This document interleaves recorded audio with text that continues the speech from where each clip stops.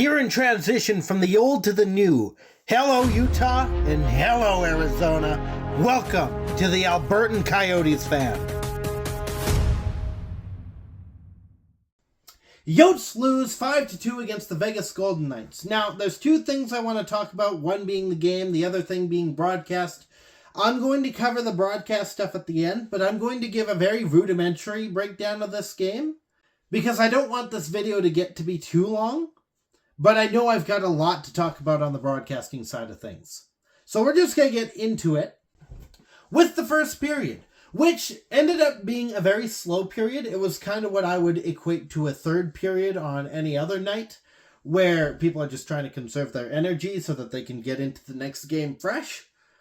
That's not what happened on this one. It was a lot of back and forth. It was a lot of technical hockey, but there wasn't really much that happened. There was one really good look from Carcone and Cooley. There was Vegas Golden Knight being traded to the Jets mid-game. And by that, I mean there was a Golden Knights player that was launched in the air like a plane. But for the most part, that was the first period. So we're going to jump into the second period, where things get a little bit more chaotic. There were a lot of penalties. There was a lot of chaos. There was a lot of just weird stuff going on. And we get to the first goal in this game on a power play for Utah. So here's what happened. Kerfoot's got the puck, and he's looking to pass it to someone. While he's got the puck and he's looking around, there's some Vegas Golden Knights players that are in front of the Vegas Golden Knights net, where the goaltender is also located.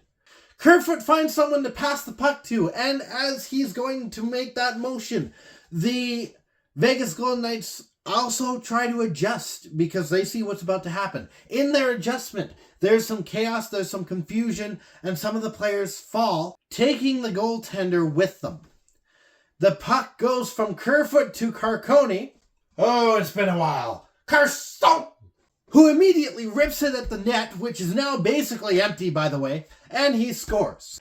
Now, keep in mind that this followed a power play for Utah that I thought kind of sucked. I thought it was a very flat-footed effort. I thought there were a lot of mistakes that were made. They made up for it right at the end, and it's the results that matter, which unfortunately served the Vegas Golden Knights as well, as they would get a power play, and they would score, tying the game at 1. But we don't have to worry too long because Utah will score again. Ratu's behind the net with a couple Golden Knights players, and he's got the puck, and he's got to try and play keep away. Now, while this is happening, McGregor is standing in the slot. For anyone who is unaware, the slot just refers to the space in front of the goaltender or in front of the crease. Ratu finds McGregor, who just quickly snaps it home. 2-1 Utah. But unfortunately, that lead doesn't last long as Jack Eichel is given the puck. He skates up a little bit towards the face-off circle on the left side, and he takes a shot that goes 5-hole into the back of the net. And we have a tie game as we go into the second intermission. So we get to the third period, where there's two goals that happen back-to-back. I was trying to figure out the situation for the first goal when the second goal happened, so I had to panic through everything, because during this sequence there were also a lot of penalties that happened. There was a lot of stuff going on, and I could not for the life of me keep up. So Dorofeyev and Kolesar end up scoring goals respectively. Dorofeyev with a tap in, and Kolesar with essentially a breakaway. Sparks erupt as Yamamoto pushes the Vegas Golden Knights player into the boards, and then they erupt a little bit later when Cooley is ran into the boards and subsequently elbowed and or some other thing that I don't think anyone knows, but there were penalties on the play that went to both sides. There was one more goal for the Vegas Golden Knights in this game. Shea Theodore passes the puck, goes up to Jack Eichel, who passes the puck across to Barbashev, who just puts it into the back of the net. Now, you got to keep in mind, Barbashev should never have been in the position that he was in. He was in the middle of a Utah defensive unit, unguarded, in the slot, ready to score.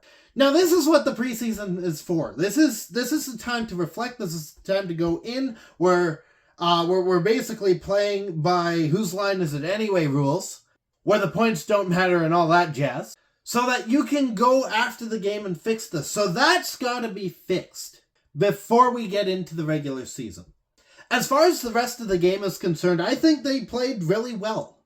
I think that the defensive unit is going to look deadly this year. I think the offensive unit, well, there are some things that I would fix on the offensive. I think that they'll have something to work with, at least for now. And man, do the goaltenders look strong. But unfortunately, the Yotes do drop this game. And now I want to talk about something different. As of, I believe it was either today or yesterday, the state of Arizona is now under Vegas Golden Knights broadcasting territory. The broadcast I had tonight is the exact same broadcast that they would have in Arizona. Keeping in mind that the Arizona market is still hurting from how fast and how sloppy the move of the Yotes to Utah was. They still feel like they were stomped on. They feel like they were smacked down. They feel betrayed. They feel a whole bunch of these different emotions that are not good. And all that the broadcast could talk about was the sale and the move from Arizona to Utah. And I get it. This is a new franchise. This is a new team that came from this one place to this new place. I get it. It's fancy. It's shiny. It's new. So you want to talk about it. But when that becomes the main focus of your broadcast, and it did in points, it did become the main focus of the broadcast, you start to really weigh down the market that you are trying to expand into. It doesn't help that this is the same market that Arizona has looked to as what they should have been. Vegas was everything that Arizona wanted to be. They have the cup, they had the success, they had everything that Arizona desired. And now to hear from this market that's willing to accept Arizona into their market and willing to expand to this market that's grieving, you punch them down further. And I think that's gross.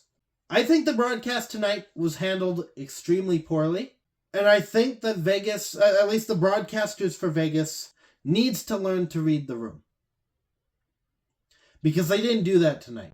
Okay, so with the video out of the way, there's one more thing I want to talk about. And that is that I will be covering the game on Sunday. So that's not going to be a problem.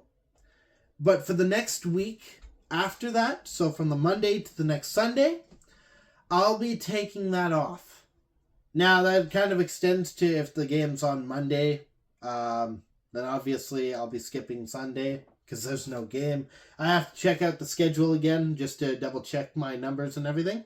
But I think with everything that's going on, I've brought up the surgery, I've brought up, I can't remember what I brought up in my intro, but there's been a couple things, both medically, mentally, physically, things like that, that have been really prohibiting me from just getting back into the groove. So I need to step in a bit slower. So I just wanted to bring that to attention so that no one was confused when we get into next week and there's a couple games that I haven't covered.